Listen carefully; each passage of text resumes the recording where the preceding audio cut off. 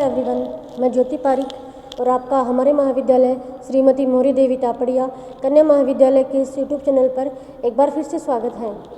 आज के वीडियो में हम अपने बीए सेकेंड ईयर के मानव भूगोल के अंतर्गत हम विश्व जनसंख्या के वितरण के बारे में पढ़ने जा रहे हैं।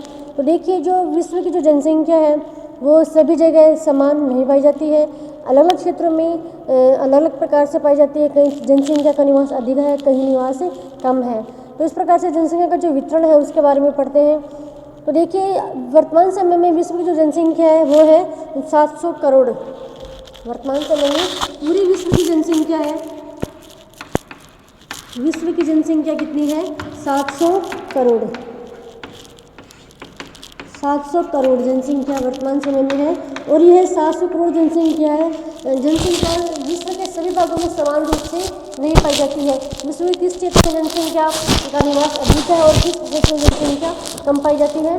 और हम देखें तो जनसंख्या के बारे में देखें तो वर्तमान समय में जो सर्वाधिक जनसंख्या है वो चीन में पाई जाती है। ये कितनी है? 134.6 करोड़। 134.6 करोड़ जनसंख्या है, सर्वाधिक किसकी? चीन की, 2011 की जनगणना के अनुसार। ठीक है। इसके बाद जनसंख्या है भारत में 121 करोड़। 121 करोड़, ठीक है, सर्वाधिक है चीन में। इसके बाद भारत में है। भारत के बाद संयुक्त राज्य अमेरिका, इंडोनेशिया और ब्राज़ील। संयुक्त राज्य अमेरिका, संयुक्त राज्य अमेरिका, इंडोनेशिया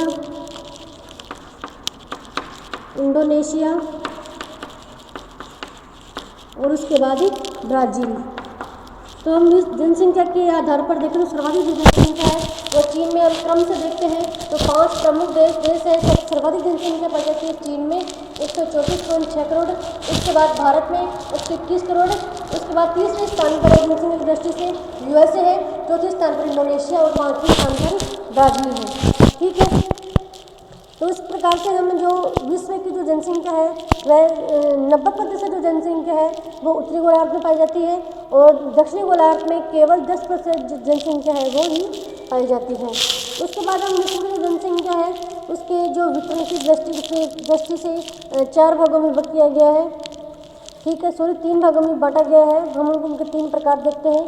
तो पहला है सघन जनसंख्या वाले देश। पहला है सघन जनसंख्या वाले देश। जनसंख्या को उसके वितरण की दृष्टि के आधार पर 3 भागों में विभक्त किया गया है, जिसमें पहला है सघन जनसंख्या वाले देश।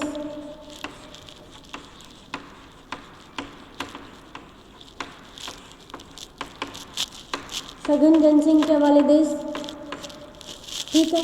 और दूसरे हैं सामान्य जनसंख्या वाले देश। सामान्य जनसंख्या वाले देश। और तीसरे हैं विरल जनसंख्या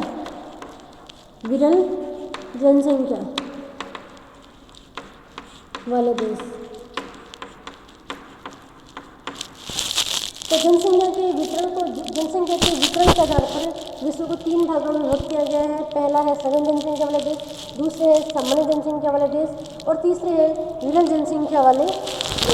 तो देखिए, सघन जनसंख्या वाले जो देश है वहाँ पे जनसंख्या बहुत ही सघन मात्रा में पाई जाती है। जनसंख्या का जमाव बहुत ही अधिक होता है और वहाँ पे जनसंख्या का जो घनत्व है वो लगभग 100 व्यक्ति प्रति वर्ग किलोमीटर पाया जाता है। कितना होता है? 100 व्यक्ति प्रति वर्ग किलोमीटर में व्यक्ति का जो निवास है वो होता है, व्यक्ति निवास करते हैं।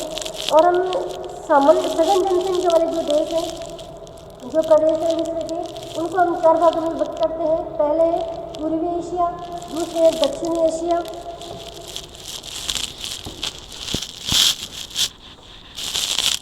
पहले पूर्वी एशिया, दूसरे है दक्षिणी एशिया, पूर्वी एशिया, दक्षिणी एशिया और तीसरे हैं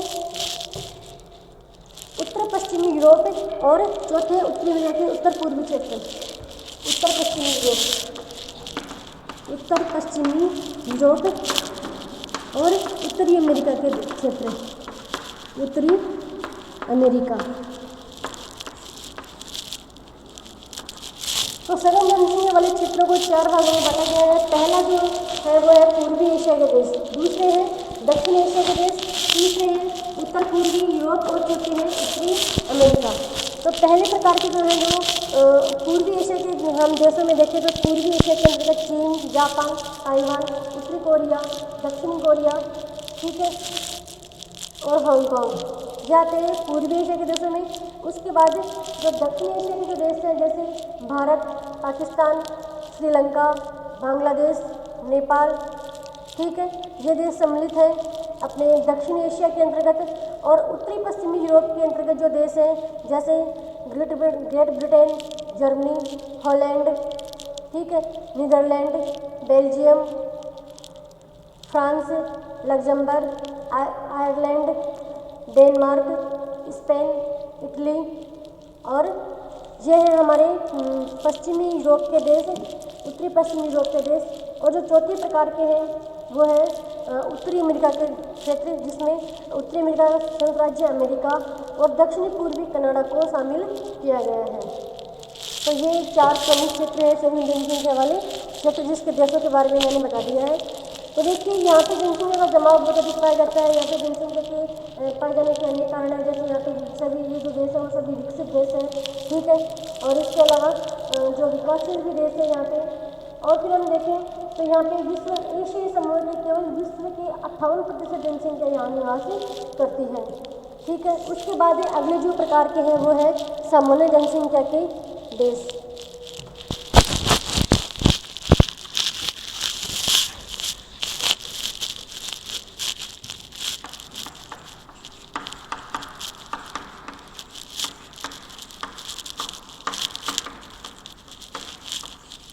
सामान्य जनसंख्या वाले देश। तो देखिए जो सामान्य जनसंख्या वाले जो देश हैं वहाँ पर जनसंख्या का जो स्तर है वो सामान्य होता है। जनसंख्या का निवास बहुत कम भी नहीं होता है और बहुत अधिक भी नहीं होता है, जिसमें घनत्व बिल्कुल सामान्य होता है।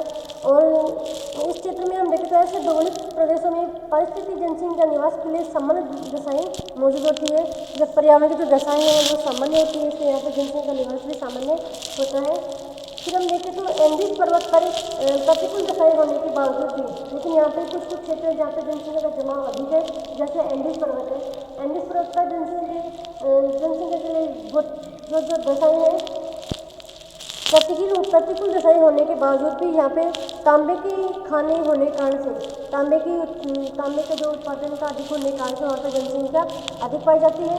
इसके अलावा जो कनाडा है, कनाडा के यूरेनियम का उत्पादन किया जाता है। तो कनाडा के जिस क्षेत्र में यूरेनियम का उत्पादन होता है उस क्षेत्र में जनसंख्या अधिक बढ़ जाती है जलवायु की प्रतिकूल दशाएं होने के बावजूद भी। और इसके अलावा जो ऑस्ट्रेलिया है, ऑस्ट्रेलिया में सोने की खाने पाई जाती है, जिस क्षेत्र में जनसंख्या अधिक पाई जाती है। इस प्रकार से जिन क्षेत्रों में विश्व के जिन क्षेत्र में पर्यावरण की सामान्य दशाएं पाई जाती है वहाँ जनसंख्या सामान्य रूप से होती है।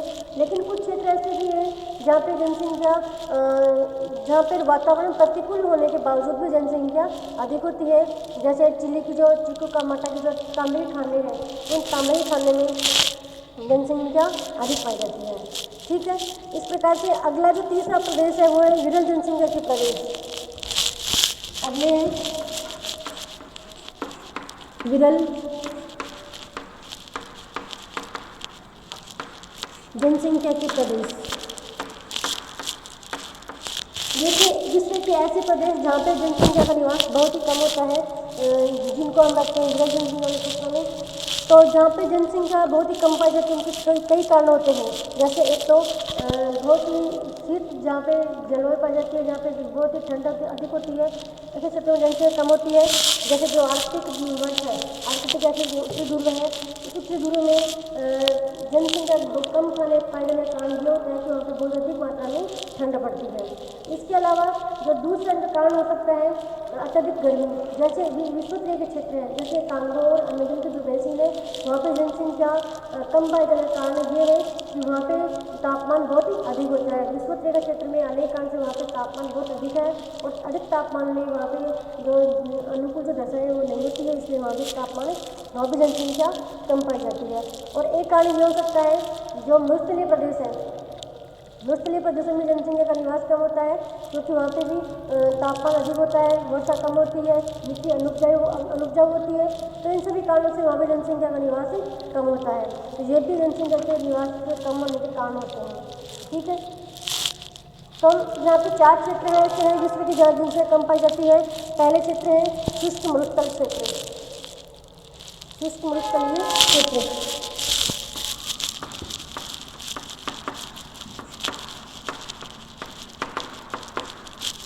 शुष्क मरुस्थलीय क्षेत्र। दूसरे क्षेत्र है पर्वतीय क्षेत्र, दूसरे हैं पर्वतीय क्षेत्र जहाँ भी जनसंख्या कम पाई जाती है।